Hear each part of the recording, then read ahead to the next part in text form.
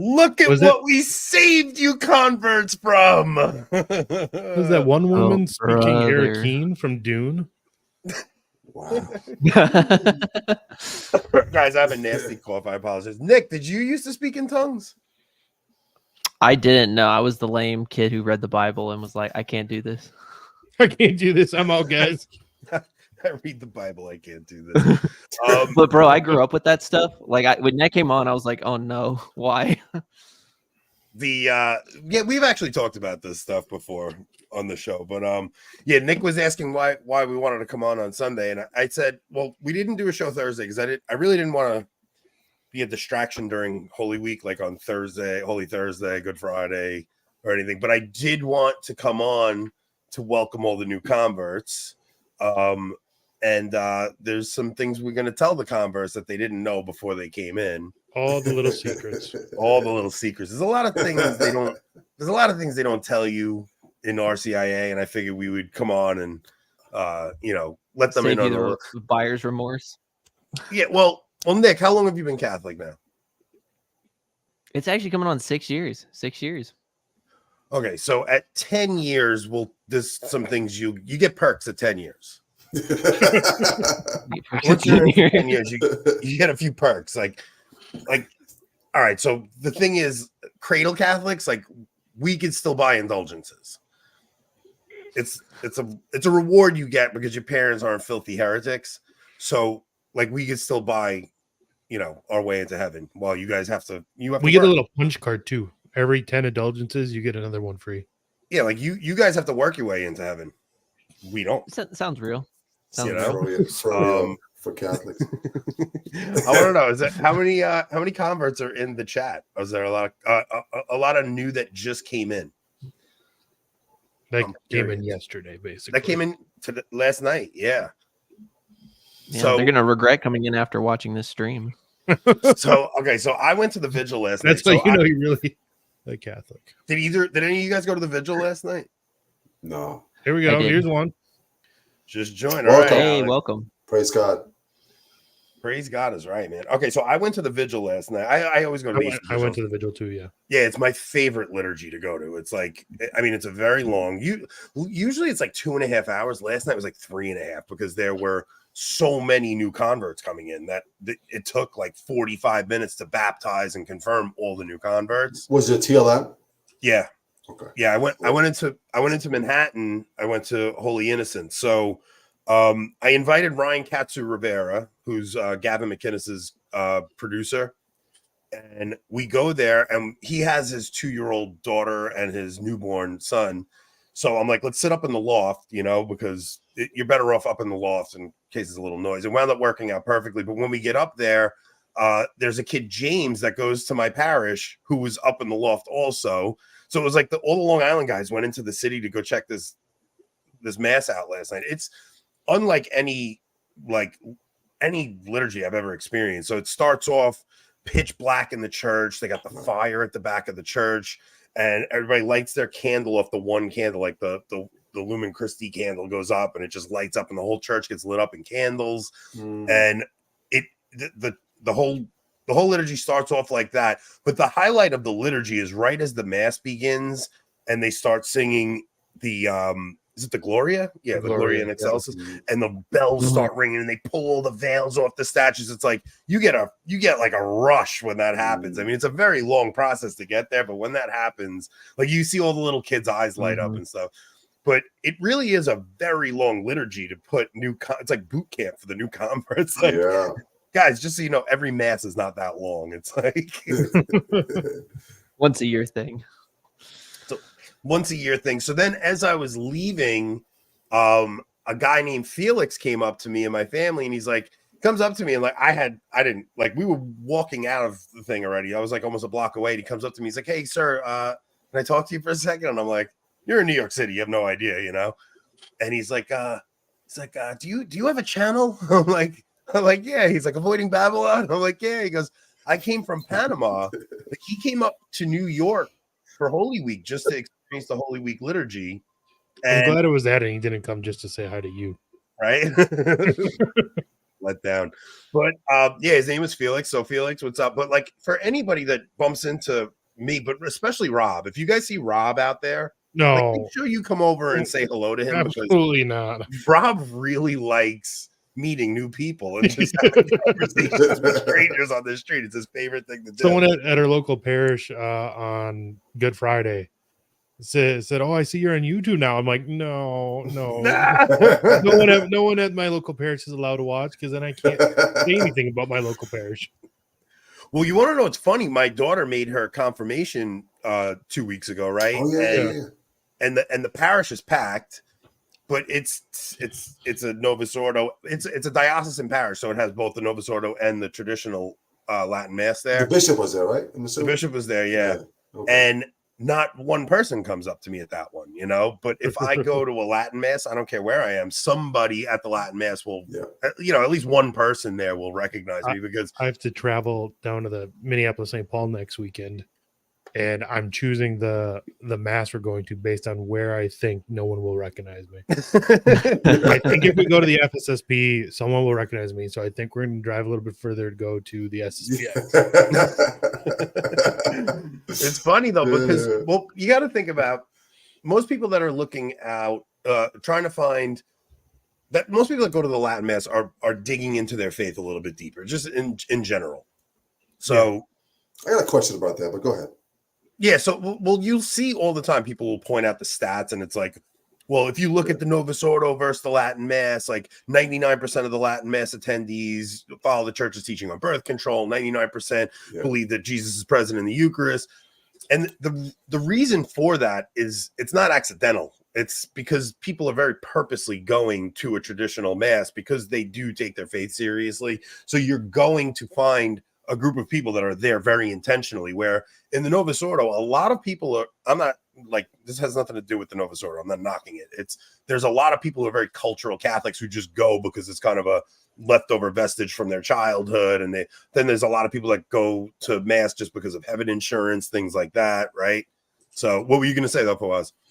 No, I was going to ask, I think you might have answered the question there, but in proportion to, do you think that those who go to the TLM are you could just, for sake of argument, the superstars attend the TLM because they like liturgy better? Or do you think there's something about the liturgy that forms the conscience that makes a better Catholic? Both? So I think it's maybe a little bit of both, but I also think people that go to the traditional Mass are going almost because it's like going to Catholicism on pro mode, like on expert mode, you know. It's like the Novus Ordo is easy mode in video game language, and like the TLM is kind of just like expert mode. And I think people do seek it out because they kind of want to go a little bit deeper. And I don't know if, because there's so many new people in the traditional Mass, right? It's not like these people, like I think they're going because they're seeking it out because of the conversations that we're having on channels like this and Taylor Marshall and things like that, you know? Yeah. So, how was everybody's Easter? Really good. Oh, blessing. Pretty good. Yeah. I enjoyed it. We definitely wanted to have Enoch on because he put that song out. You put it out on Holy Thursday or Good Friday? Tuesday, actually. Oh, Tuesday, right before Holy Week started. Yeah. And that was that one seemed like a labor of love. Man, that took a while. It took a long time. It just seemed like a song that you really like. It seemed like it was born from prayer, not just a song you just wrote.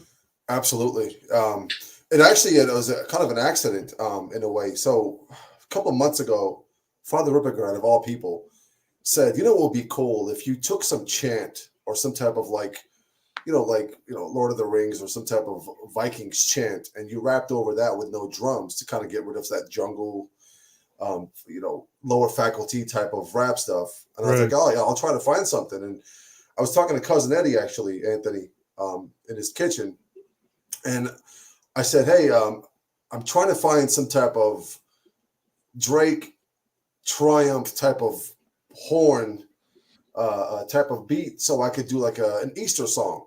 He's resurrected, like a really strong Easter song. I know you're in.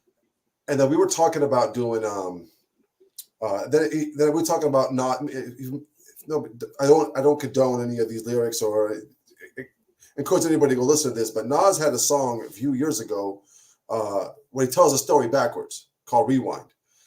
And it's brilliant. So I said, hey, I want to do a story backwards of the road to Emmaus and tell the story backwards in a rap song. I thought it'd be cool. And Cousin Eddie said, why don't you do that with the Passion? And I was like, oh, that's a good idea. So I took Father Ripperger's idea of like the chant, because there's no drums in this song, it's just chant. Yeah. And then I took his idea, but I said, instead of telling the story backwards, let me tell a whole new story about this guy who's like just seeing the Passion for the first time. He's gone back to 2,000 years ago, and he's seeing it for the very first time, and he's like trying to puzzle the pieces together. And when he gets to the end, he finally realizes what this whole thing's about. So the whole thing was kind of an accident, but it's cool how it all came together. I lost my voice the next day with that one. It took me several hours to finish it because I had to take long breaks in between. But glory to God, it was so much fun to do, and I didn't know what the reaction was going to be when I put it out, but everyone has just been absolutely great. I appreciate everyone listening. Yeah, guys, if you haven't yet, it's on. What's your actual YouTube channel name? Enoch. So just go on Enoch's channel and check it out. It's like it's a different kind of song. I have it pulled up if we want to play it now. Yeah, we'll play that now, but then then we're gonna flip into something else. So play Enoch's song. Make sure you strike. Make sure what? He doesn't get us a copyright strike. I was gonna say I will laugh if this gets the stream pulled. That's down. What I'm worried about. That's the only thing I'm worried about. Well, maybe we'll let Enoch comment after about 30 seconds of it. You're gonna have to do it in 30-second snippets because they will yank the stream on it. Okay, let's do it that way.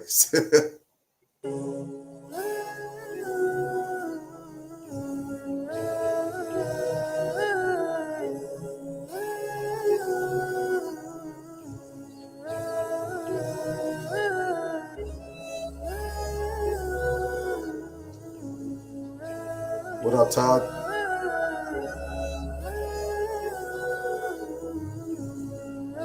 Yeah.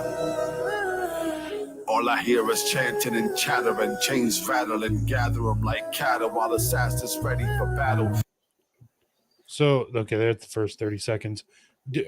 Who's doing the vocalizing? Did you just find a track for that? No, so it was I got access to a lot of independent producers with their catalogs, and I was trying to find something that just didn't have any drums to it. And he's got a lot of great catalog, and he's doing a lot of these over voices and layering them. So this is the one that I picked because I thought it was perfect. It's kind of got that Middle Eastern almost vibe to it, which is perfect for the Passion.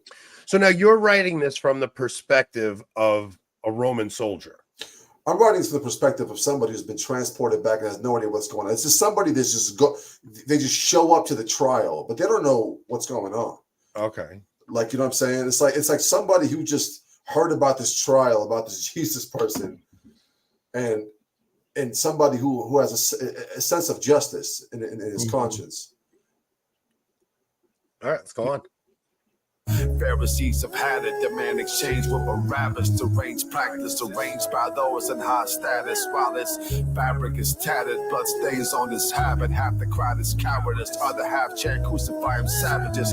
It's so happening so fast, but for me it's the slow-mo. A pilot stands, extends his hands and proclaims, "Etche homo." Next thing you know, he's condemned to let the slaughter. I follow far behind in horror. Half the crowd is weeping, other half is applauding. Weight of the cross was so heavy, the crown of thorns held down. Them soldiers beat him so bad that he stumbled and fell down.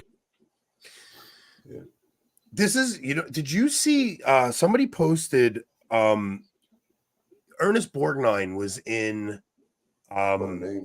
he was in Jesus of Nazareth back in 1978 whenever they made that movie. And Ernest Borgnine back in 1975, he was offered a part in the film Jesus of Nazareth. He tells a story. Our cast directed by the renowned Franco Zeffirelli, included, tells everybody that's in it. Said, okay, so February 1976, a cold, damp wind continually knocked over the floodlights and stung us with desert sand. I was uncomfortable in my thick leather uniform. My neck ached under a ponderous metal helmet, and I even began to pity those ancient Roman soldiers who were called centurions because they had to command because they commanded 100 men. When it came time for my scene during the crucifixion, the weather was chilly and gray. The camera was to be focused on me at the foot of the cross, and so it was not necessary for Robert Powell, the actor who portrayed Jesus, to be there. Instead, Zeffirelli put a chalk mark on a piece of scenery besides the cameraman. I want you to look up at that mark, he told me, as if you were looking at Jesus. Okay, I said, moving into position and looking up at the mark as instructed. I hesitated. Somehow I wasn't ready. I was uneasy. Do you think it would be possible for somebody to read from the Bible the words of Jesus as he hung on the cross? I knew the words well from the days of my childhood in an Italian-American family in Connecticut, and I'd read them in preparation for the film. Even so, I wanted to hear them now. The director said he would do it himself. He found the Bible, opened it to the book of Luke, and signaled for the camera to start rolling. As Zeffirelli began reading Christ's words aloud, I stared up at the chalk mark, thinking what might have gone through the centurion's mind. That poor man up there, I thought. I met him when he healed my servant, who was like a son to me. So he's saying this as from the perspective of this centurion, right? That poor man up there, I thought. I met him when he healed my servant, who was like a son to me. Jesus says he is the Son of God, an unfortunate claim during these perilous times, but I know he is innocent of any crime. Father, I forgive them, for they know not what they do. Or Father, forgive them, for they know not what they do, the voice of Zeffirelli's. But the words burned into me, the words of Jesus. Forgive me, Father, for even being here was the centurion's prayer that formed in my thought. I am so ashamed, so ashamed. Verily I say unto thee, today shalt thou be with me in paradise, Jesus said to the thief hanging next to him. If Jesus can forgive that criminal, then he will forgive me, I thought. I will lay down my sword and retire to my little farm outside of Rome. Then it happened. As I stared upward, instead of the chalk mark, I suddenly saw the face of Jesus Christ, lifelike and clear. It was not the features of Robert Powell I was used to seeing, but the most beautiful, gentle visage I had ever known. Pain-seared, sweat-stained, with blood flowing down from the thorns pressed deep, his face was still filled with compassion. He looked down at me through tragic, sorrowful eyes with an expression of love beyond description. Then his cry rose against the desert wind, not the voice of Zeffirelli reading from the Bible, but the voice of Jesus himself. Father, into thy hands I commend my spirit. In awe, I watched Jesus' head slump to one side. I knew he was dead. A terrible grief welled within me. Completely oblivious to the camera, I started sobbing uncontrollably. Like that's pretty wild, right? Wow. He actually, so he says later, he says, I'm not sure if I actually had a vision of Jesus, but something happened in my heart at that moment that I just started to weep at the foot of the cross, staring up at a chalk mark. Which this seems kind of like your song, where you're going with it, you know, it's just somebody beautiful. stumbling upon it. Yeah. Right. Yeah, go ahead, Rob. Women approach him with a white cloth, wipes his bloody face with some of the skin came right off. I moved closer for a better position. She offered a drink, denied permission. I guess he was the physician who healed the blood condition. When Pause it she right there. appears out in the distance, a radio. I don't know if you guys caught that, but he was the physician who healed the blood condition. I was talking about Saint Veronica. Well, Eusebius talking about the women with the hemorrhaging blood condition. Oh, yeah, that's right. So I put that connection. It was Veronica and the women. So I put that in the song. Take us through any of those little tidbits. Sure. That I was. You guys were the ones that told me that in a text message a few months back. That it was Eusebius who said Veronica was, according to Eusebius, that it was Saint Veronica was the one who with the that's right. You know, I learned that from Steve Cunningham actually. Well, it's not a bad person to learn from. Yeah, Steve Cunningham actually told me that. He sent me like a whole article on it. That's awesome. Yeah, so that's where that line Veronica was the woman that was hemorrhaging, right. And then she sees him on the Via Dolorosa, and she wipes his face. Sorry, bro. Go ahead. Women approaching the victim, she kneels down in front of him. What a picture! I read his lips, I make all things new. Then the soldiers kicked him. I asked who this is. Someone shouted, "That's his mother." My heart flooded, I froze. No mother should witness the son battered and beaten, treated like sheep. The balance, a lady of sorrow, she keeps it silent. She wrapped her arms around him and held her for a while. It felt familiar, the type of comfort the only mother can give her own child. They grab their hands to clear space. Pick up your cross, keep moving, cursing and whipping him, spit in his face. No justice. That's the image of Our Lady and our Lord.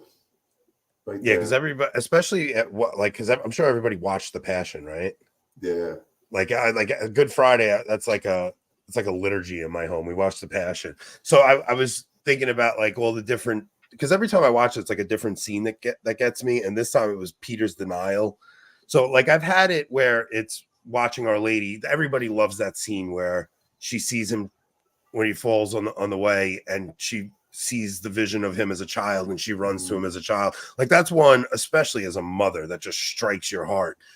But this time with Peter's denial, it was like so many times where just like my weakness just really just broke my heart, man. Just because every time we commit something like any kind of sin, you're basically denying Christ. You know why you know why Peter denied Jesus 3 times? No, is this gonna be a quip? Let's hear it. Because Jesus healed his mother-in-law. Wow. Oh, That's pretty ruthless. man. Sorry. No, it's good. It's good. Okay. Right, go ahead. Raging, my frustration, I'm patient, heart racing, I'm wasting time. Why don't anybody here put an end to this fallacious crime? I'd rather die a hero than live as a coward. I make my way through the crowd, squeezing, I'm freezing, heavy breathing. I'm so close, I can smell the bleeding. I'm saving him, I don't care if I die for treason. I'm mixing from the scene again, I freeze. Why is my name on the street? Every sin I'm involved, every word needed thought, it's in this cross. It took one look at me, then rose to a sea. Then I realized this is all happening because of me. Yeah, there's a lot of debate going on right now about who's responsible for the crucifixion, right? Multiple people, I think. But there's By the way, shout out to if you don't mind, shout out to Kennedy Hall, man. He did a review of the song too, and that was so cool of him to do that. And there were a couple of folks, and I knew that anytime you got a rapper coming in a trad world, you're gonna get those people who think that all forms of music that's not chant is intrinsically evil. Right. But it's funny because one of them was like, "Oh, this type of music fills the passions," but I'm like, I specifically picked something with no drums, so I don't. Yeah. But it's like you don't quiver. Well, that's interesting. That Father Ripperger is the one that gave you that suggestion, right? Yeah. He said do something with no drums, just chant, just rap over that, and it worked. I thought it was really cool. You said you were talking to my cousin Eddie about it. My cousin Eddie's little brother Tommy, his wife's father passed in a car accident 2 nights ago on Holy Thursday, I think, or Good Friday maybe. Yeah. So I'm going to his wake tomorrow. But yeah, just keep him in your prayers. That's rough. She's pregnant too. She's got a baby on the way, and she just lost her father. It's really rough. Yeah, this is a rough Easter for them. Yeah, that Ernest Borgnine thing. So yeah, should we discuss the Christ the King thing, or has that been had? Let's do it. I think it's fine. I think it's apt because the whole point of Easter in a certain sense is that Christ tramples down death over death, and he's shows himself King of the universe, King of the world, King over life and death. The thing is, Lila Rose, right? Lila Rose. Yeah. Yes. She put out a post. Horrible. And it really just irked me because just in the Rob, can you find that? You think, or is that? Oh yeah, definitely. Let's see if you can just find it and not even play what she says. Just read what she wrote in the tweet. I never listened to her video. I can't personally stand her voice. Yeah, so I didn't have listen, a hard time with her too. But so she in her pro-life stuff is really good. Other than that, I think she's just taking that lane, which is great. She doesn't. Yeah, no. Yeah. The pro-life stuff is great. Yeah. It's just what she wrote about Jesus not coming to bring a political kingdom is what I took issue with. Well, now, sorry to cut you off, Anthony, but how many Novus Ordo homilies have we heard during the Feast of Christ the King? Christ is only the King of your heart, not the. Yeah. I mean, that comes from a Novus Ordo. It really does. So but you have to be completely ignorant of Christian history to have that point of view. I mean, you have to really think about what Christendom was. If Christ doesn't come to establish a political kingdom, what is a king at that point, right? Yeah. So when Jesus says, "My kingdom is not of this world," first off, he hasn't ascended yet. At the ascension, Christ sits at the right hand of the Father, and that is where he draws all things into him. Now, at that point, it is absolutely a political kingdom. The gospel Jesus is going around saying, repent, for the kingdom of heaven is at hand. There's a difference between a worldly kingdom and a political kingdom. A political kingdom isn't necessarily of this world.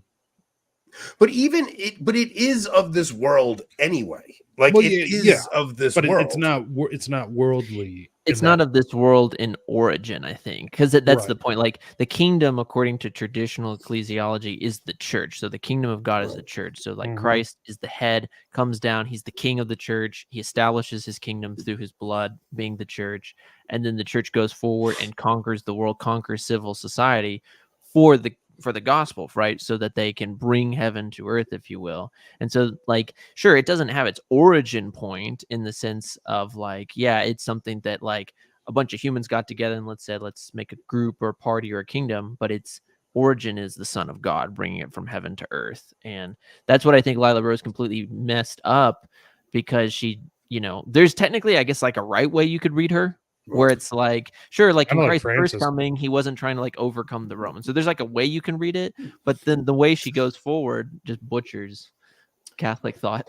So, all right. So look, one can say Christ is king, and the Lord may say, I never knew you. Christ did not come to establish a political reign here on earth. Yes, he did. He did. He chastised the followers who asked it from him, saying, my kingdom is not of this world. No, that is not. No, he says to Pilate, yeah, it was my kingdom is not of this world. He does not chastise his disciples.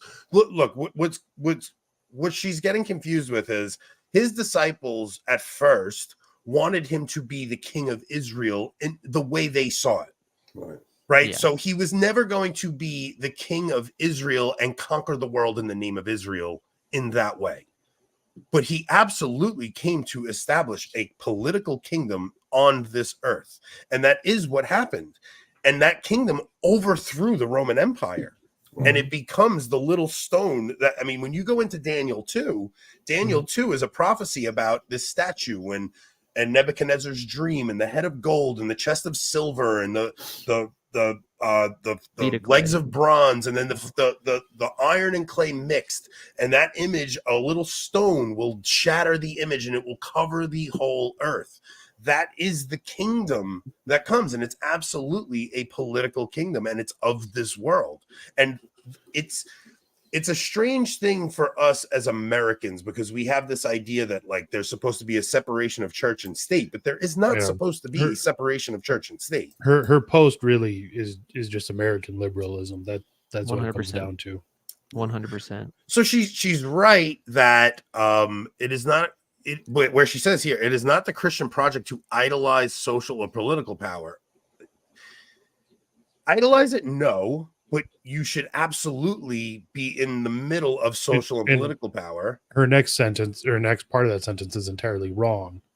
Like where she says that it's not the Christian project from others because Christ said, yes, yeah, that's very wrong, man. In fact, this is the opposite. We are called to be salt and light, remembering that the faith we possess is a gift given to us by God, one we do not deserve. And that's just entirely pointless. Like that has nothing to do with the rest of it.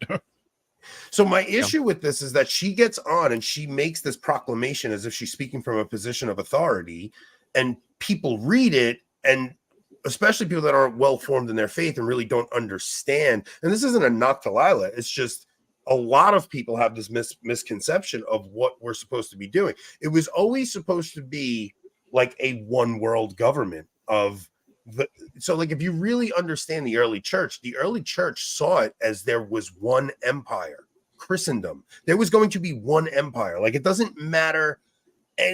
All that matters is there is one church and one empire, and that is to fulfill that Danielic prophecy. So you have these Catholics who, I was just going to say, even going later in history throughout, the medieval kingdoms and things, like they still saw Christendom as one empire, one king, with subsidiarity. Just with subsidiarity. Yes, so that's how that ends up getting worked out. But it's still one kingdom, right? Now, in the Middle Ages, you have different kings in Europe, but the church unifies them, and the church is very much involved in the politics of medieval Europe. I mean, you have, even when you go back and you look at what's going on with King Henry VIII, you're seeing the cardinals are very involved in the politics of the kingdom. It was never supposed to be this separation. This separation happens after the Protestant Reformation. That is when you start seeing. So what she's saying is a very Protestant idea. And it's not good. And it's because we're American and we see things from an American perspective. But what you really have is you're supposed to have Catholics in positions of politics working through their Anthony just said Danielic prophecy is going to be one of those nights. So if anyone's still playing the drinking game, that does mean take a drink.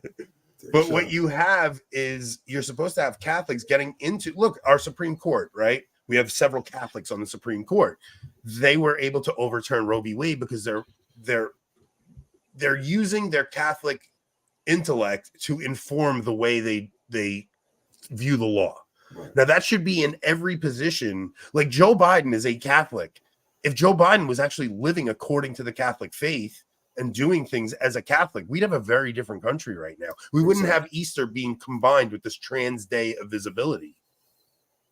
Yeah, no, I fully agree. One thing I'd point out is I agree with you 100%. And she is definitely especially influenced by the American world because she's kind of a larger name, like a second-tiered name in the conservative ink world for sure. But I think that she gets a lot of this also from, if you will, basically everything that's transpired post-Vatican II and Council, because when you look at the pre-conciliar popes, they're just bashing night and day liberalism. They're just like, you look at Quanta Cura, the syllabus of errors, right? By Pius IX, especially Gregory the 16th on the current errors, etc. They're just pounding away and destroying liberalism, especially the idea of separation of church and state, freedom of speech, etc. But then, whether you like it or loathe it, you can't deny the fact that, when you look at something like Dignitatis Humanae, when it comes to religious freedom from the council, that creates confusion. I won't get so much into that, but I bet you guys, all three of you guys can relate with this. I even have at diocesan parishes, at least once a year, we'll see some type of promo and like a flyer or bulletin or something like that, where it'll be like National Day to like pray for freedom of religion, or like let's stand up for religious freedoms, etc. Like something. The bishops got behind it. Exactly. But then you're sitting there as a trad, like, this isn't Catholic though. Like, I get what they're saying. Like, yes, let's not be persecuted. Let's allow the Catholic faith to be in America. Okay, I get that. But from a Catholic position, you don't have the right to worship false gods. You only have the right to do that which is morally right, which is to follow the faith. So Rob, I actually sent in the WhatsApp, there's a clip of Cardinal Wuerl. Yeah, I saw that. Pull Gregory? That up. It's Cardinal Gregory. I'm sorry. Wuerl used to be there. Now it's Gregory. I haven't seen Gregory. Who's that person next to him? Face the Nation clip. Yeah, play the Face the Nation clip. Let's it's only a minute long. It's on there with some broad. Some broad. Bishop Broad. In the case of the president, do you get a sense that his regular attendance and adherence... Wait, is that a guy? ...resonate? Wait. I think it is a guy. Is that a guy? I have no idea. It's another day of visibility. Who knows? Regular attendance and adherence to the faith resonates. Does it just me, or does it look like he purposefully has his pectoral cross hidden? That's interesting. That's a good point. Maybe not trying to show off his authority. I mean, it almost looks like it's tucked like under his left arm. It's like under his armpit. Like this is against the. All right, go back to the beginning so people can hear the question. Go back to the beginning so people can hear the question, because the question's important. In the case of the president, do you get a sense that his regular attendance and adherence to the faith resonates with American Catholics? I would say that he's very sincere about his faith. But like a number of Catholics, he picks and chooses dimensions of the faith to highlight while ignoring or even contradicting other parts. There is a phrase that we have used in the past, a cafeteria Catholic.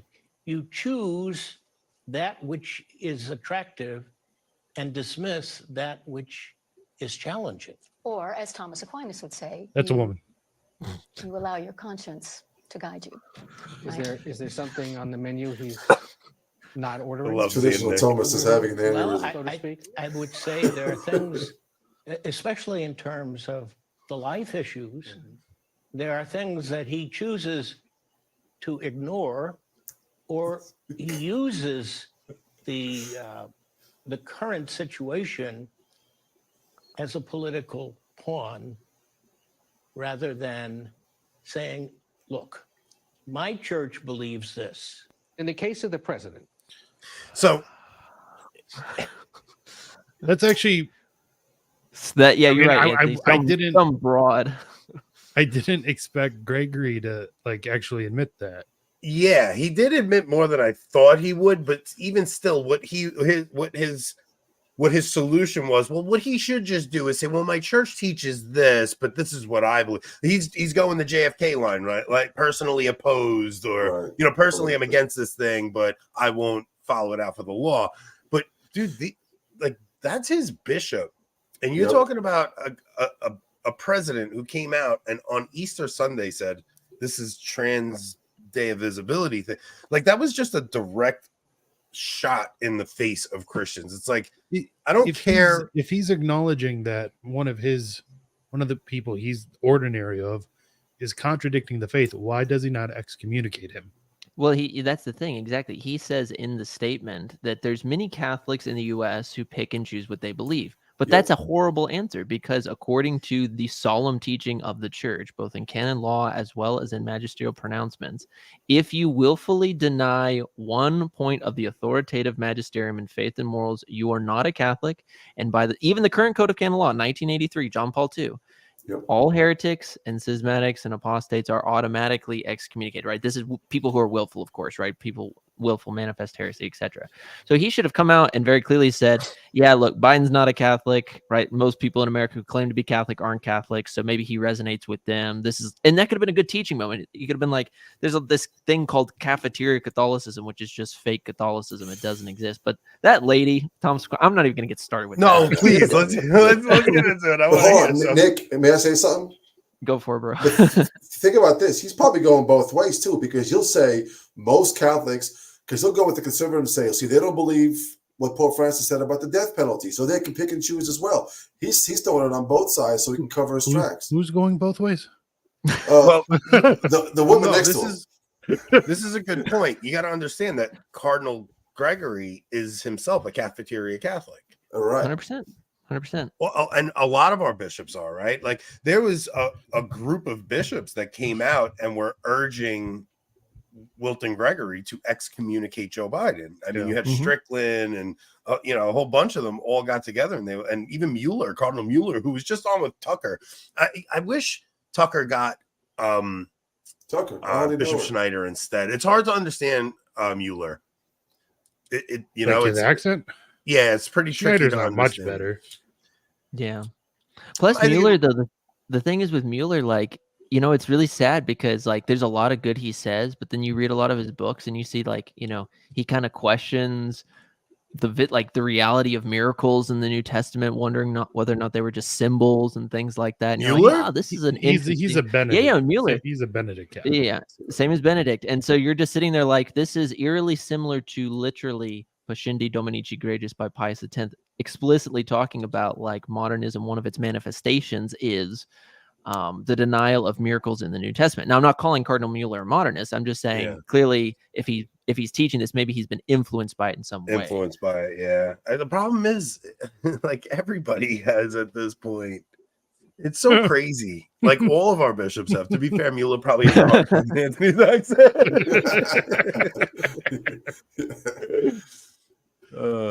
Yeah. So all right. So they keep bringing this point up, right? So Hold on.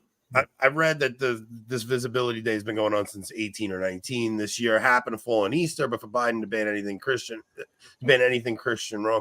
So it's like, I get that, yeah, they chose March 31st years ago, but look, the idea that you have a Catholic president, and then Governor Hochul tells every building in New York to recognize this. You see the image of 1956 Easter Sunday where every building has a crucifix on it to celebrate Easter in our country 50 years ago, 100 years ago, whatever, 75 years ago.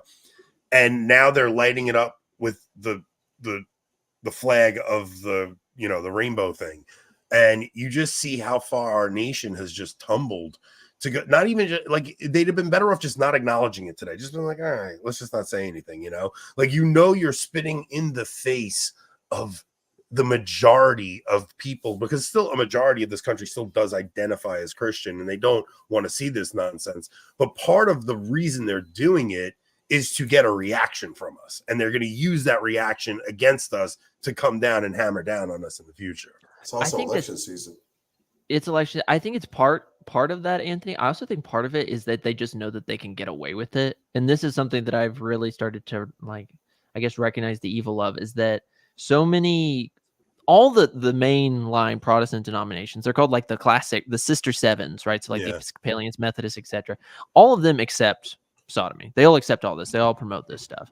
So it's pretty much just like traditional conservative Catholics and the evangelical wing of Protestantism in the U.S. at the moment, who's like pushing up against this stuff. But they know that they can get away with this, which I think ties back into what we're talking about even with Lila Rose, is that, as I mentioned in the video that I made on this subject, this attitude of Christ did not come to set up a political kingdom, this attitude amongst Christians is exactly why this stuff is going on. Yeah. Like, if we actually had a majority Catholic men's, if you will, population that, you know, actually had a backbone and was going to say no to this stuff, it wouldn't happen, right? But we don't. That's the problem. Like, most of the churches are ran by women.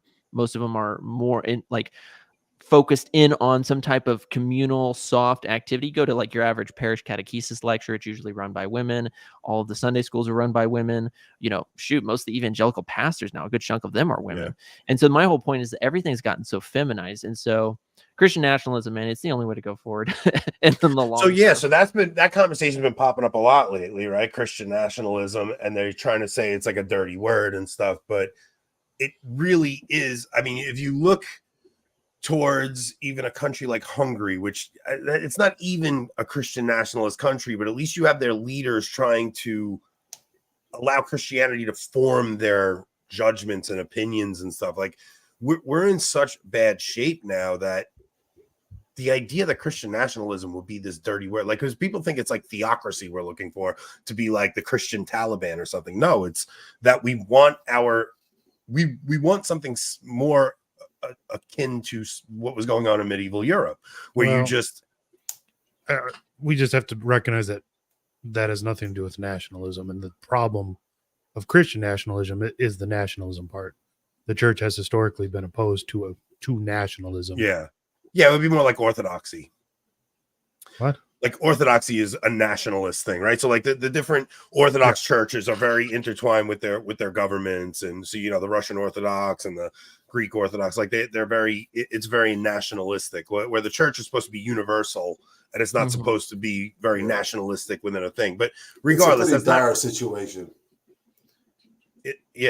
But the idea would be more just that the Christian conscience should shape everything we do. Integralism is really what we're looking for. It's just that Christ's teaching and his laws would be instilled and respected in public social policy. That's just what it is. And so it's just like, I mean, recognition of Christ the King.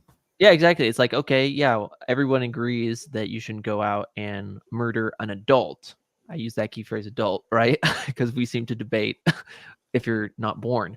So we all agree on that. But see, this is the thing. If you don't believe in God, if you don't believe that there is an objective truth, then why would you say that? You can say, well, tranquility and human flourishing, et cetera, but there's not an objective real root that you can point back to. The same thing is with all of these, though. The same God who said thou shalt not murder also said thou shalt not lie with mankind as with womankind, right? Don't kill your children, right? He talks about husbands honoring their wives, wives submitting to their husbands, etc. All of this stuff works together. All this that's a good thing. You guys should actually have this guy on your show, and you should specifically Josias look up or Sean. Well, not you could have both. I don't care. I just want to see what Sean looks like after him having that thumbnail for forever. But I'm actually thinking you guys should have specifically Father Thomas Crean on your guys' show. He is a British Thomist, Dominican Thomist, and he's written I think a book called The Handbook on Integralism. He's one of the old school Thomists. I mean, he's young too. I think he's in his like 30s or 40s. Check him out. But yeah, he does a lot of stuff with what's his name? or with Census Fidelium. What's his name? I'm trying to Steve Cunningham. Yeah. I remembered Steve, but I was just like, what is the channel's name? Because not everyone here might know Steve. So if I may Census Fidelium. talk about more of the natural political aspect of this thing. So if you go back to the 1990s, Donald Trump today is very similar to Bill Clinton in the 1990s Democrat. Yeah, he's like a 90s Democrat. He's a 90s Democrat, and this is how far the left has moved. Who was it? Joe Biden just met with Clinton and Obama.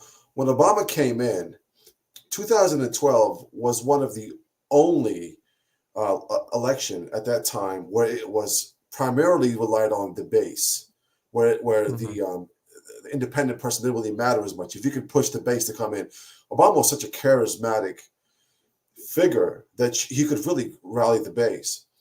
Trump, if you look at all of his positions and everything he wants to do in 24, he's in the middle of all of America, because America is in the middle when it comes to that's why he's all about the 12 or 16 week abortion ban, because the majority in this country are for that.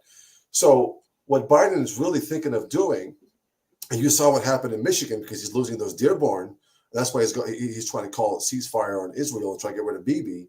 This whole thing is to pander to the base in order to draw them and try to pull the 2012 election. And that's what he's doing. He's taking Obama's advice instead of Clinton's advice, rather than pulling to the middle. I think middle, left, or right. I think we're all screwed.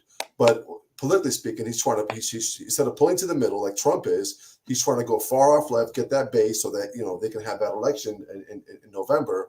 And that's what he's doing. This whole transgender thing, this whole Michigan Dearborn thing with the Muslims who are upset with him because of Palestine. But do you think the typical base Democrat cares about those things that much? No, because the new base of the Democrat Party is the Rashida Tlaib, the Bernie Sanders. Yeah. That's the new base. That's what drove Obama into victory in 2012. Yeah, I think that's the majority of like the core. There's a fair amount that aren't, that are, I think that's why they're headed over to Kennedy. And that's why Kennedy's picking up on a lot of steam. Right. I wouldn't vote for him, of course, because he's a leftist, really. But I think you're right. But here's the big kicker, though. Whereas Obama could draw in the whole crowd, he was young, he was hip, and he was black. Now you got an old white guy who can't work. who can't string two sentences together, so it's not going to work. It won't work. Yeah, right? Absolutely. And so that's why I do think that they're going to try to focus so much attention on Trump's cases. And you see there's a lot of polls that have been done where they'll go in and they'll say, okay, how does Trump and how does Biden make you feel? And you see overwhelmingly a lot of people say the message we're getting from Biden is orange man bad, my bad Trump, right? That's what we're getting. Whereas Trump is talking about immigration, he's talking about the economy. And so I know Anthony disagrees with me, but that's why I'm still kind of hopeful for this. No, my thing is this. It's not that. It's that I am pretty convinced that 2020 was taken. No, I am too, but I'm just. So I don't see how so many people who believe what I believe have like hope that they won't do that again. Like I don't. There's different factors in 24 that don't exist in from 2020. Don't exist in 24. There's a lot of change. It was the most. More people voted in 2020 than any election since the Kennedy election. But they didn't have to leave their house. Exactly. So that they had the numbers there. Number two, you had the whole mail itself with COVID. Number three, you had the legislation didn't even change the Wisconsin state law, but the judges did, which was not part of the Constitution. That's not going to happen anymore. Now you got Arizona and Pennsylvania talking about verification of voting. What happened in 2020 is not going to happen in 2024. And the fact that he's losing Latinos, I think that Trump can pull it off if he gets the amount of blacks, Hispanics, and independents that he's been getting, that he's polling. The rig, it's going to be too big to rig. Okay, so now let's say hypothetically he does. Do you think that our country will actually be better off, or do you think it will be like I just remember what they did when he got in last time? I remember what 2020 was. Wait, what'd you say? I think The bigger question is, do they let the transfer of power happen peacefully? Exactly, They'll have exactly, to. Rob. I don't Because know if that's they'll have to. I think well, they'll. Well, you bring up a good point, Rob, because the thing is this, it's like, okay, so they failed thus far when it comes to putting him in jail, right? So that's kind of out of the works. He realistically is going to, he being Biden, is going to have to debate Trump. It's going to look horrible if he doesn't debate Trump. 3, they can't just switcheroo at the convention. There's a lot of Democrats who do actually like Biden for Biden. And there's a lot of independents who would just be like, wow, you guys literally do just coronate your candidates. I'm out of here. I'm going to go vote for Kennedy or something. So that means that they know that they can't win in a straight up fight. So they're going to I think, do a lot of court battles. They're basically going to, if you will, do what we've kind of done on the flip side, where they're going to be calling everything in question and they're going to be dragging everything out in the courts for quite a while post-election. Okay, I'm talking about life on the ground. Like, yes, do you remember when my gas bill will be cheaper. I know it will be cheaper. I'm talking violence in the streets. I'm talking 2020 riots. Like I moved really 4 hours away to not have to worry about that. I'm just saying that you got to think about how far they went during his first term. One thing after another. It was just like nonstop. Like that 16 victory was exhilarating for us. It was like, holy cow, I can't believe we won. And nothing got done. Nothing. Only things he got done were through executive order, and Joe Biden was able to overturn those things on day one of his presidency. Nothing he did lasted. What is even going to happen if he gets in other than chaos? Well, see, that's the thing. Like, I mean, because Trump is not a politician, especially in his first term, like, it's going to be different judging him this time around, objectively speaking, than last time, because every single president prior has been the same old politician, essentially, where you're like, okay, I kind of know what the second term is going to be like. This second term will be interesting. You have way more conservative, like, actually, if you will, MAGA Republicans in the House and Senate. You have way more support there. You also have, on top of that, a lot of state legislatures who you look at Texas, look at my state, right? They're already, like, my state is leading the way in fighting immigration problems at the moment. So you have all of that. And then you also have his Schedule F policy, right? Are you guys familiar with the Schedule F policy? Yeah. Okay, cool. That's the last thing he signed. Just get everybody out. Just completely fire everybody. Exactly. And it's like, okay, 80%. If he goes in there, and if Ramaswamy is even remotely in his cabinet, which I think he's going to be at least in the cabinet somewhere, maybe not VP, but somewhere, you know that they're going to go in there and start cleaning house. If he becomes king, it would actually fulfill the meme, because I think, you know, everybody deep down would love to see, like, Barron Trump become the Catholic King of America, be based. That would be hilarious. The line of Trump as Emperors of America. Be more based Lincoln. I'm worried about. Welcome to Avoiding Babylon, Sam.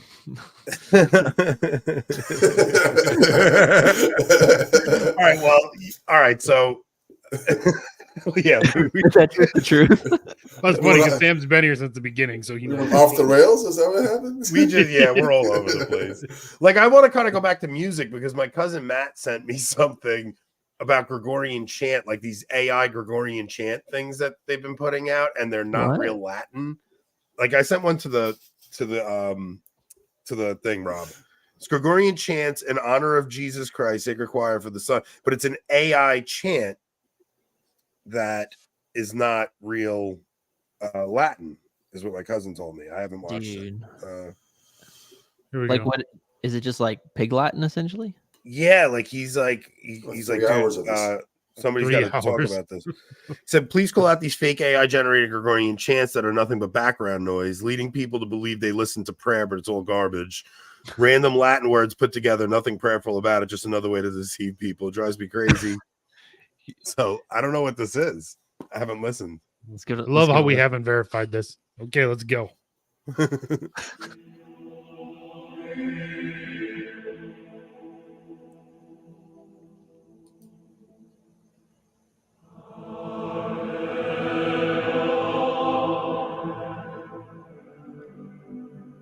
Like, that definitely didn't say that.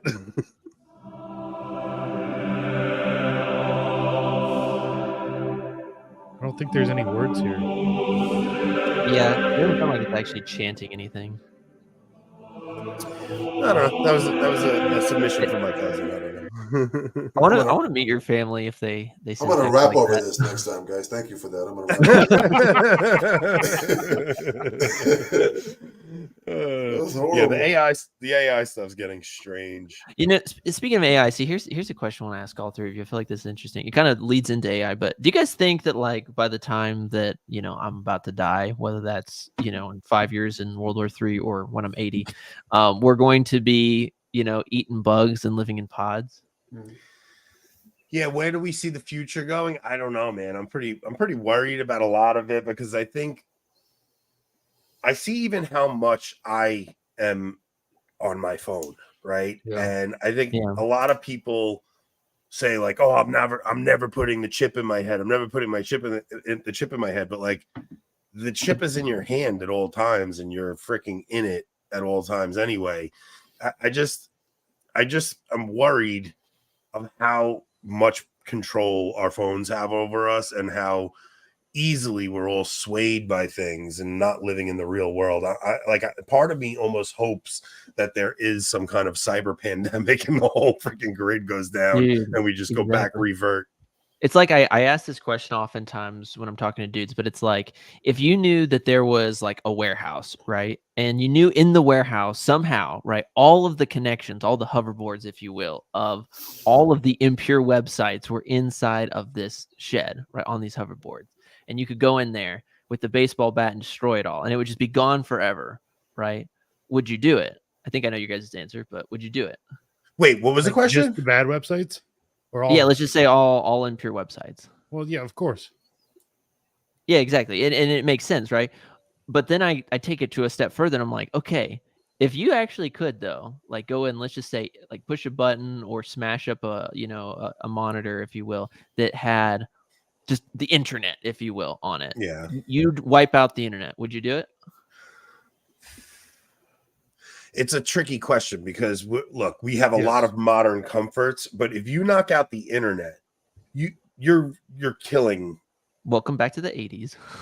No, dude, not welcome back to the Stone Age. Everything is dependent upon the internet. Everything, every delivery system, everything is dependent on the internet completely. So if you knock that out, that's almost like dropping an atomic bomb. But here's the thing. Morally, it's entirely different. Yeah, see, that's my question. So it's like, in my question, it's the whole internet, the good, the bad, the ugly. It all goes away, or yet it all stays. You know, what would you do? I mean, if I'm going to go back, I want to go back to before the printing press. I think the printing press was before automobiles, before women could drive. Yeah, no, but seriously, think about what I'm saying here. I get rid of the internet 110%. Yeah, because now here would be the sucky thing. I would be like, if it was just down tomorrow, I'd be like, dang, I can't like talk with Anthony and Rob. I got to like go take a pilgrimage to New York and find Anthony. No, guys, there is no avoiding Babylon pilgrimage. No. There's not an official one yet. It's not that. He said, like, how do you'd never see each other again. Yeah, like, because that would just destroy it all. So that would be like the biggest sucky part. Because as we all agree, I think the best part of the internet is stuff like this. This is amazing. Yeah. But then it's like, okay, does this outweigh all of the garbage? Not just the impure stuff, but then just like, let's be honest. So much of the black pilling is because people are on their phones exposing themselves to crazy stuff, as opposed to actually just like going out and hanging out in their community and just having a good time and chilling. And I agree with Nick for two reasons. Number one, I think human beings have an incredible ability to adapt. Like we did adapt to the internet, we can adapt away from it. We'd all just go back to the 80s, like he said. I think the second reason is because I know for a fact that what it's done, TikTok brain, porn brain, all that stuff, it's almost impossible to get people to even commit, if not just stay focused on mental prayer, if the internet exists. It's really taking people away from that. Victim number one right there. Right, and everybody is. TikTok brain. I will say this too as well, and I fell victim of this when I was posting on Instagram. This Lent has been so crucial for me. I'm actually thinking about, and I know you guys talking about this, I'm doing a novena, a 54-day rosary novena, of whether I want to just give it all up and just cancel everything. Like, this will be my last song, and it's like, this is great. But the reason is because I found myself before this that when I would read like a church father or a desert father, hey Todd, what's up, brother? I would read a church father or a desert father. It wouldn't be so much for me to apply this in my life. It'd be like, oh, I got this jewel. Let me post it on Twitter. Dude, it's really dangerous, man. That's the dangerous part, because then your spirituality becomes based on what you post and what you're. So much of what we do is virtue signal, man. All of us, every one of us, is just so much of a virtue signal. It's like. Right. It's like you start reading a book. It's like, oh, let me post a quote that I got from the book to show everybody how. Rather than applying it to your personal life, it becomes. Did you just subtweet me, Anthony? it's just what it's all just last week. That's what I was doing. Like no, but Rob, I do it too. I'm not at all. Like this is what we do, right? So it's not just TikTok brain, it's Twitter brain. Yeah. Like you almost, I'm telling you, man, like I have a hard time sitting down in my bed at night and reading a real book. Like I could read the book on my iPad and like I'll read it for a little bit and then I get distracted. I have severe Twitter brain, and I actually confess this. And I was talking to my priest about this. Just like I think about all of the uncharitable things I say on Twitter, just trying to be a wise ass and being funny. And I wound up having to block a bunch of people because I found every single thing was just this combative interaction. I hate being combative on Twitter. I like being like a little bit of a wise ass, but I just found so many of my interactions were uncharitable, and I found that I'm just constantly scrolling. I really need to do a detox. Somebody asked the question, how do we I saw you started, Rob. Yeah. How do we reconcile our hatred for the internet and the fact that you have an internet show? I don't inherently hate the internet. I hate what it's become, and granted, I think it was probably always going to become that just due to fallen human nature. So I don't hate the internet, but I guess I would say I acknowledge what it is, and I acknowledge the bad it does, but I also acknowledge the good it can do, and try to. And we're trying to bring a little bit of good to it, right? So, like, bringing content out there is, look, everybody's starving for content, so we're trying to bring something positive to that content space because there's so much trash out there. So, I mean, I think that's how I would. But if even if this were to become like an actual daily job, like main source of income, I would still say losing the internet would probably be worth losing this show too. Yeah. Oh, I agree. I think maybe the best way of saying it is like you don't hate the internet in and of itself, but you can hate the negative effects, and the negative effects are multiple, from Twitter brain, impurity, and I just find, like, especially you see people talking about this about TikTok quite a bit. The effect that it has on just critical thinking. Like, critical thinking skills have gone down. Like yesterday when I went through President Biden's basically address, making today trans day, etc., I basically walked away from this. I told my mom and dad, I said, the big feeling I got reading this was written for a group of people who do not even know what words mean anymore. Yeah. Right. It's the most poorly written gobbledygook you ever read, right? If you want to see like really sarcastic Nick for 30 minutes, just go and watch that video. It's actually kind of funny. But that's the point. Like, we've become a society where we don't even know what words mean anymore. We can't even do basic critical thinking. But part of the problem here is this whole the day of visibility thing. The internet is the cause of it. Okay, so these kids, dude, you're talking about people in like rural Mississippi, and they're dealing with this stuff in their schools because kids are finding this stuff on TikTok and then they're being influenced. But there's not even a place you could go to get away from it and seclude yourself from it because of the internet. It's such a strange time we're in, where it doesn't matter where you live because of the internet, all the information that's connected and the things that people are catching in their algorithms. Like we've talked about it before, where people think the like Terminator 2 scenario comes down and you think that one day the machines are going to take over. That's not what's going to happen. What it is the algorithms are going to warp the human mind so much that you wind up getting attacks like the Texas Uvalde thing, where that girl is watching videos all the time. She gets convinced that Christians are evil because they're against her ideology, and she goes and takes it out on Christians. Nashville. Okay, yeah. Hold on. Did you see this, Anthony? Yeah, I actually have the clip. You want it? Oh, yeah. Send it to me. I'll send you the clip. Hold on. Before we continue, Hope just sent me something she found on Twitter that was funny. So, Anthony, you know that photo you posted of your new Easter present? Yes. The cat? So Well, hold on.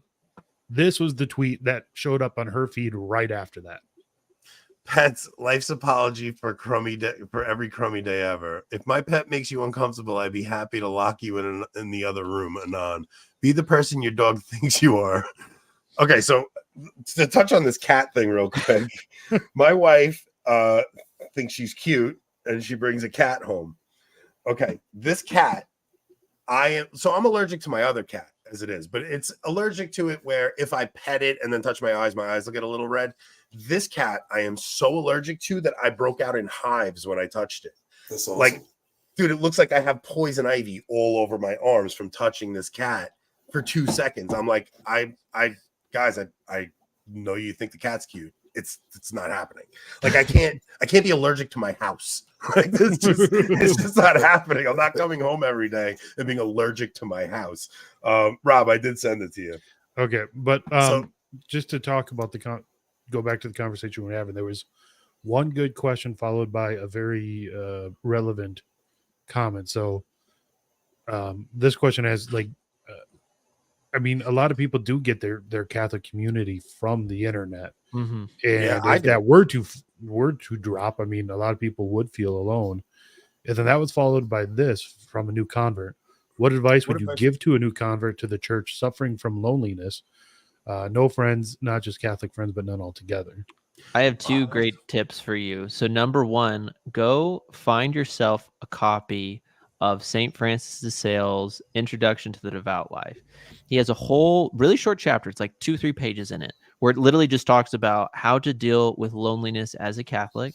You can find it for free online. You can buy a book pretty much anywhere, right? Go check that book out. And also, it's just a great book for your spiritual life as you're starting into the church. But then two, I would say, get involved in your local parish, right? Try to find a really good parish and get involved, right? So look for things like, I don't know how old you are, but assuming if you're young, as an example, like a young adult group or something like that, like look for something where you'll be able to serve. Maybe if you're a male, right? Maybe get into altar serving or something like that. And you'll find a brotherhood in that type of environment. Start off with those things, but then ultimately ask our Lord and our Lady to lead and guide you to those people, and recognize that even in your loneliness, right? Loneliness, while it hurts, it's a good thing. In the sense that God can use it to purify us, right? God uses all of our sufferings to purify us, and it allows us to really be united to Christ and to experience, his loneliness that he experienced on this earth. So take heart. I know exactly what you're talking about because I suffer from a fair amount of loneliness myself. You have something, Enoch? Well, I just don't. It's just this, and I feel you, brother. And I think what Nick said was absolutely important. The parish that I go to, we have a men's group, and we've got a bunch of we've got a bunch of men that we hang out outside of the when we're together. There's no internet, right? I don't understand why it's so difficult for parishes across the whole world to not have men. Need that. Men need to go off away from their families and from their kids, and to have a couple of hours once a week or once a month with just cigars and just men and just hang out. Because when you get back home, now you're a better father and husband because of it. Yeah. Mm-hmm. So men need that. And my thing is, I don't understand why that's not normal in every parish. Like, is it something that's hard? What about it is so hard to start and to get men together? It takes somebody with a personality like yours or mine to go to the priest and say, hey, we got to start doing something. Like, I'm telling you, what was interesting about last night was I called Ryan and I asked Ryan to come to the liturgy with me. And when we get there, there's a kid in front of me, the kid James, who I see at mass every week. He does the same thing I do. He bounces between two parishes. So I bounce between one of my parishes has. Oh yeah. Oh, look at this, Triple J. Long time no see, brother. Yeah. So I bounce between two parishes. I bounce between one that does the Latin Mass on first and third Sunday, and then I go to another parish that has it every week where my cousin Eddie used to go. This kid does the same thing. He bounces between those two parishes. I see him all the time. I never said a word to him. I walk up into the loft at Holy Innocents yesterday, and he looks and he turns back and he sees me. He goes, we're not at St. Matthew's today. We had never had a conversation before. So after mass, I was like, dude, what's your name, man? So now when we see each other, we'll actually have something to talk about. And now he knows me. I told Ryan, we were going to go out to dinner yesterday. And I'm like, it was just so late by the time we got out. I'm like, listen, when we go to mass on Sunday, after mass, we'll go to lunch together. I'll invite the kid James now. And if there's anybody else there, Don's there. I'll tell Don come, and I'll get a bunch of us to just go out to lunch together. But it takes somebody with a personality like that is like, dude, just come on, let's go. Like Todd is the one who started it for us at our parish. That's it. Dude, I said to Ryan when I first met him, I'm like, dude, you're coming to Easter liturgy with me. Like, you're coming to the vigil with me. We're going to go out to eat together. He goes, yo, this is the most Italian thing I've ever heard in my life. He's like, we met 5 minutes ago, and you're like telling me I got to go. He calls me Tony Babyloni now. That's awesome. And then, so if you're in an area without a good parish, which there are areas like that, I would say, and this is more for guys, I guess, go to areas where men traditionally have hung out. Like, go to a cigar lounge. They might not all be Catholic, but for the most part, they're going to be more conservative-ish, more traditional in a sense. Go to a gym. But dude, for like we said, we were going to talk to the new converts tonight, right? So the new converts, a lot of them left everything to come into the church, right? They left their whole lives, their problem. Some of them are outcast by their family and stuff because they decided to come to Babylon, right? In their minds, these people, they went to Babylon. How could they avoid it? It's got to be a very strange thing where, what I'll say is this: Easter just passed. We have a lot of new converts coming to the church. If you guys see new faces at your parish, go out of your way to talk to those people, especially the younger people that are coming in. If you see somebody that's lonely out there, like, go out of your way to make those people feel welcome. Because it's a weird thing Catholics do. Catholics sit in the aisle seat and they don't want anybody to squeeze in past them. It's like this weird thing that we do. Anthony, can I make a suggestion? Yeah. This conversation right now, there's a vacuum out there that I think somebody, it maybe, I don't know, Nick, somebody young that needs to fill. Imagine there's talk about websites, the internet being good, an app or a website where you are connecting people in different areas and different parishes now. Because I remember Meg Wells, she's big on Instagram. She just put a post out like a few months ago. All she said was, say where you're from and what your name is and where you're from. And then people were connecting with one another that didn't even know they existed in that area. Yeah. So there's a void. Somebody can start something here where they can connect to people all across the world in a Catholic sphere. I think Tim Gordon would be perfect to do it, but that phrase he came up with, though, parish orphans, is so good, right? Because so many of us just feel like parish orphans. Like, if you don't have a good parish, and it's just kind of a disaster, because it really is a liturgical wasteland out there. I feel bad for a lot of people. I'm worried this person might be from our local parish, because our local parish is St. Anthony of Padua. All right, so the converts. Okay, here's the thing to the converts. I know we have like a lot of apologetics out there that are like trying to tell you, like, we don't actually worship statues, like, we're just venerated. I'm like, you guys are pagan now. I'm just telling you. You guys have come in. We do worship statues. All the stuff the prot said, it's true. It's 100%. All true. Like, Constantine actually did steal the church in the 300s, and he introduced pagan rituals, and you guys have been duped. Okay, yeah, we'll do the Nick this video. Anything to stop Anthony. No, we don't just worship statues. We worship statues that worship statues, guys. Like, we really you need to get a statue of someone kneeling at a statue. That's when you know you're Catholic. This is the other thing. Like, the Knights of Columbus, it's sad because they're such older guys. Like, you can't even do the Knights of Columbus. I can't do it. I mean, I've not to interrupt the Nick Fuentes bit that you guys are chomping at the bit for, but to answer Enoch, I actually have thought about starting something like that. It's very far back in the workplace, some type of like Catholic social action group where it can actually be involved in the community, but some type of project where we like focus in on like men in community but building virtue together would be great. That's brilliant. Much needed. Yeah, Enoch, you are very fortunate in your parish, man. Like, it's you guys have such an awesome group down there, man. It's like, well, we're all parish orphans. We all came from different areas. Yeah, you guys all travel together. We don't have family outside of our parish, most of us. Yeah, it's interesting. Like, you and my cousin became family because you guys both moved away from home and found family down at that parish. Where do you live, Enoch? Kentucky. Oh, Kentucky. Okay. Yeah, Central Kentucky. I just saw Yeah, Aaron so- Sanders the other day. Yeah, he Oh, went cool. to your parish for baptism, right? Yeah, yeah. So, all right. So somebody super chatted Nick Fuentes the other day about us. Oh boy. That's awesome. Jacob Strange sent $5. Is there any chance you take up Avoiding Babylon or Tim Gordon on offers to go on their podcast? Oh my gosh. Would love to steer some more Catholics in the right direction. Yeah, maybe. I don't know. They keep bugging me about it, and I'm a Hold on, Nick. If you're watching this, I want you to know it's not they. It's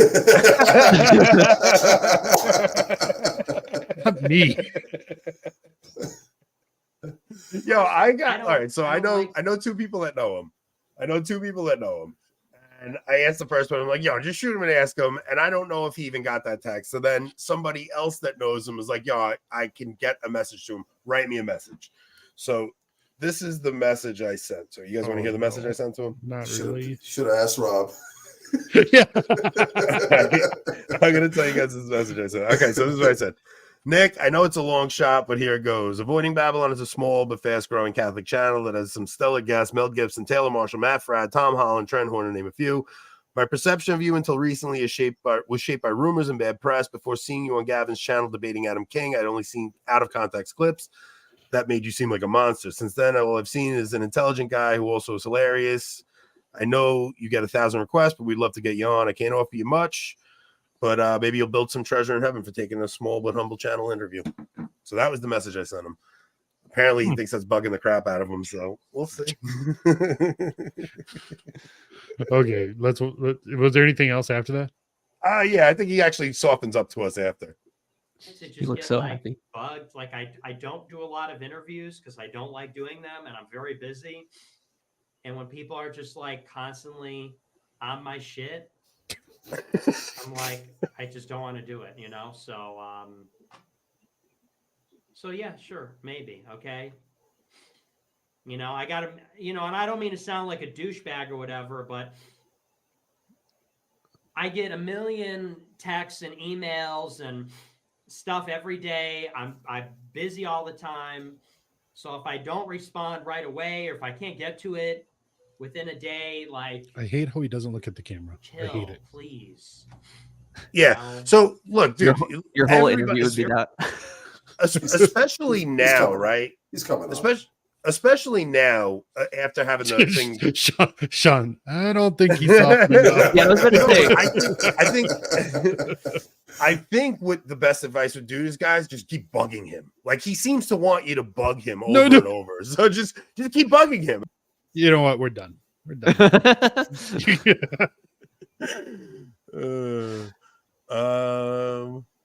Is this wait? Man. What is this? I Who just saw that. in I'm this not room sure. has sold all his possessions and followed Christ? Let's start by following the commandments. He was. I mean, I'm broke. Oh, I've had, Does that help? First off, selling all your possessions and following Christ isn't a commandment. So No, there's it's that. not. I've been having some interesting interactions though with Protestants. The funniest thing I've seen from Protestants is they won't say Easter. So if you guys get Nick on, don't talk politics, make him talk about something. Yeah. Listen, and even look, whenever I get someone on, I never talk about what they're known for.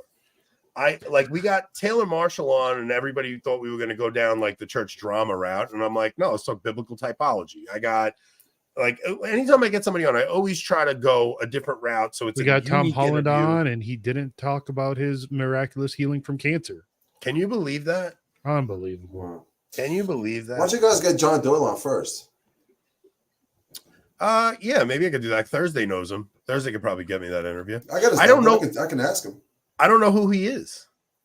He's basically like, the best way to put it is he's like basically like Nick Fuentes, but yet he doesn't do as much of like the racial takes. That's probably the best short description.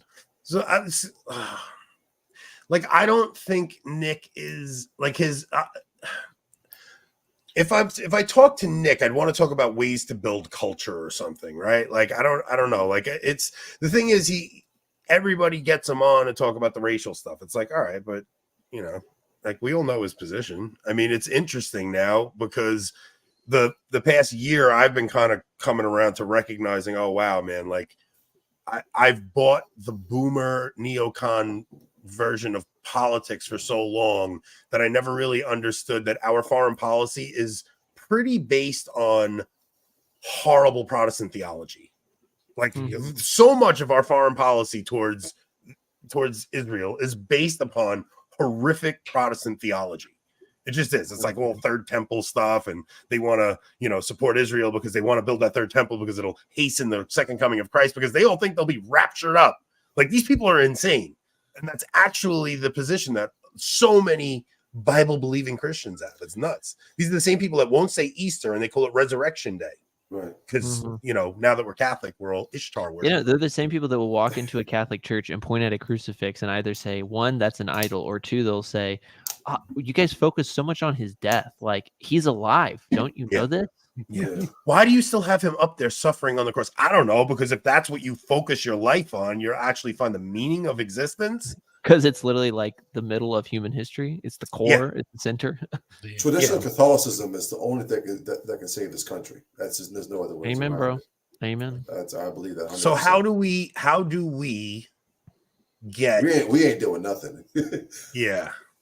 But how do we help it? I mean, how will we use this God's instrument with that, right? That's the main question. Like, how do we allow God to help?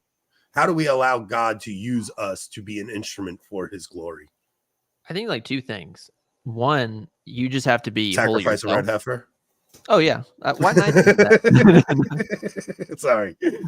I think like one, you have to strive for holiness and virtue yourself first, because if you're not holy, then society's not going to be holy. Like, you can be as based and right wing as you want, but then if you're still watching pornography and hating your brother and going down that rabbit hole, then you're just, and yelling at people on Twitter all day, then you are basically part of the problem as well. You're adding into the fire.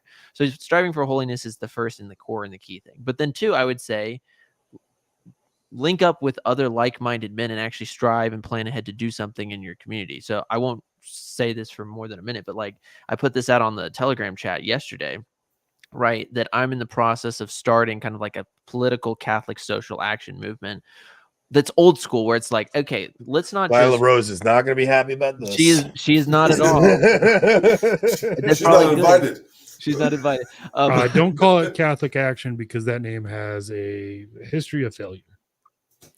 Yeah. We'll call Action it Catholic. We'll call it Cavazos Action or something, because we always win.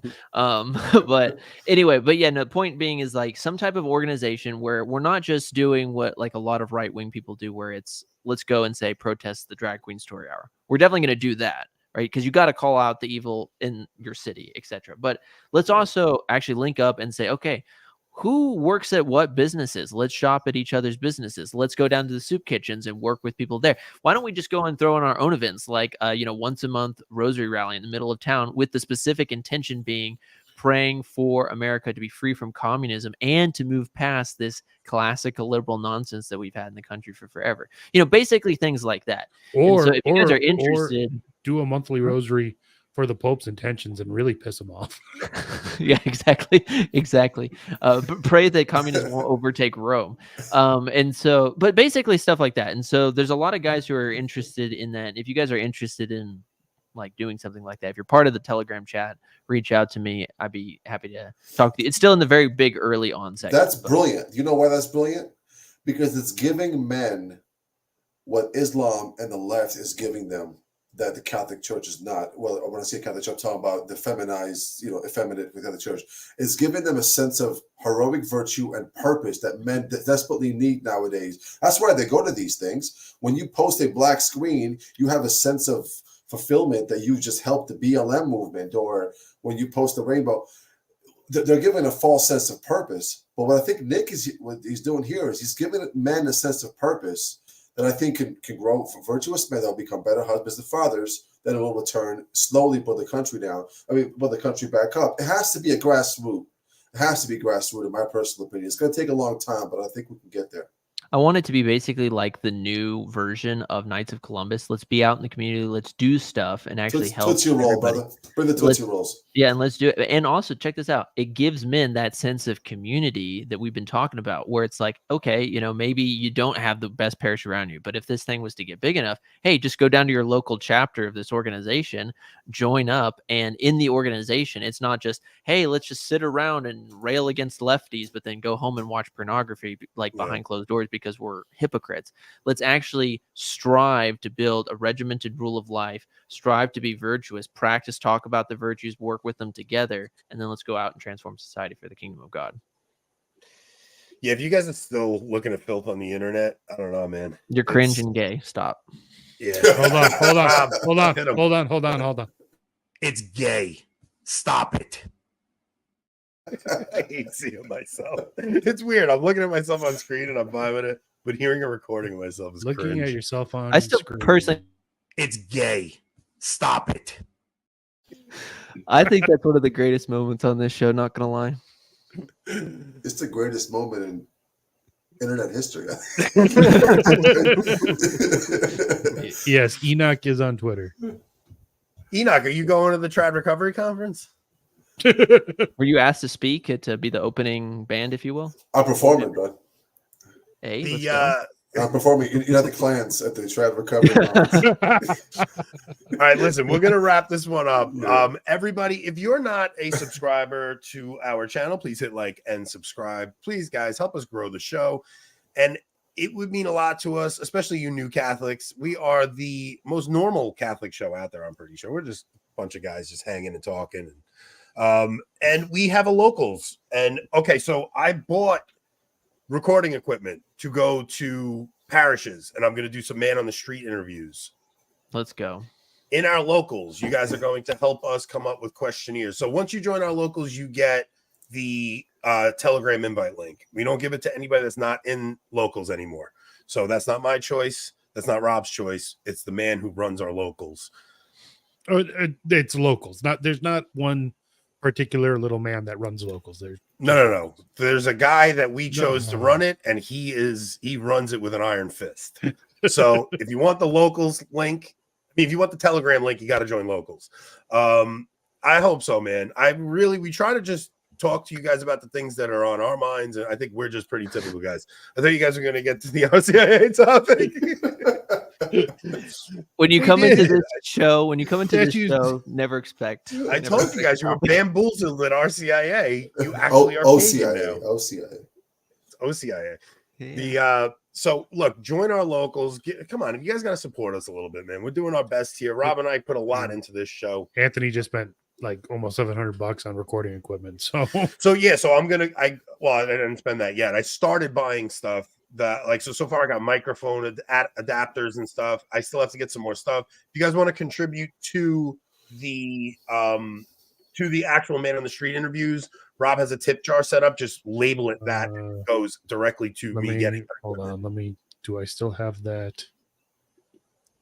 Let me grab that link real quick. Yeah, because if you guys do it through YouTube, they take a cut. So Rob's gonna give you guys a link. So if you want to see those man on the street, I want to go to Novus Ordo parishes and trad parishes and see like the difference. But I don't want to just do the typical do you believe in the church's teaching on this and that. I want to have some unique questions. I want to be able to show them to the priest before I do them so I don't alienate him. And I don't want anybody getting mad at me that I'm doing it, but I think it'll be interesting to just catch Catholics coming out, the Novus Ordo Catholics coming out on the Saturday vigil, and just ask them some questions and just see. And we'll see what people think of the synod. Like your average everyday parishioner, what do you think of the synod on synodality? What do you think? What's that? Yeah, this is going to be the answer. It's gay. Stop it. I'm so Nick's happy. Telegram. Nick's Telegram is our Telegram. That would be the correct answer. So, Nick, you don't have a Telegram, right? You're just talking about it ours. I don't have a Telegram, but if people are interested, go over and follow the Traditional Thomist on Instagram. Send me a message, and I can get you guys some more information. Get you guys plugged in once this thing gets rolling. Yeah. So Nick, go subscribe to the Traditional Thomist on YouTube. Go subscribe to Enoch's channel. Support Enoch's music, guys. And we will be on Tuesday. We're reviewing The Mission with Father Dave Nix on Tuesday. That's the Faith and Film episode this month. So if you have not watched The Mission yet, go watch The Mission and tune in Tuesday. This is going to be a good one because Father Nick sent over 3 scenes he wants to go over, and I sent Rob 13 that I want to go over. Oh, Lord help me. Poor Rob. It's a very Catholic movie, man. I thought that was just like Jeremy Irons' character just says so many things in that movie that are just like, we got to talk about this. We got to talk about this. It's just, did you watch it yet, Rob? Nope. Go watch it. I'm interested to see your thoughts on it. Tuesday. Yeah, go watch it. I'm interested to see what you thought. Also, this month, this coming month, April, we hope to get the author of the Boniface option on the show too. If you haven't read the book, I highly suggest it. It's about 150 pages, takes about an hour and a half to read, and it is straight outstanding. And the guy's not Catholic, but he talks like a Catholic. I was gonna say he's an evangelical pastor, and one whole chapter is him ripping on evangelical worship service. It's amazing. He says some very Catholic things, and he's talking about Saint Boniface. It's like, yeah, he's not Catholic yet. We'll get him. I agree. There. I think we'll get him there. We're gonna. But I know Joe Rogan's reading that book now too, so I wouldn't be surprised if he doesn't take our interview request and takes Joe's instead.